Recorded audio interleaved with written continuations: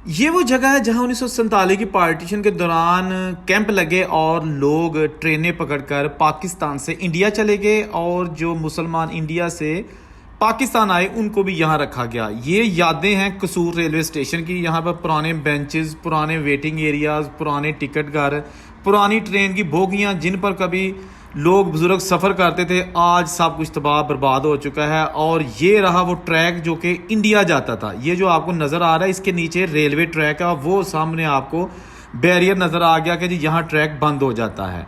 जनाब ये देखिए 1947 की यादें, बुज़ुर्गों ने यहाँ पर सफ़र किया, पुराना नलका जहाँ से वो पानी पीते थे, सब कुछ बर्बाद हो गया।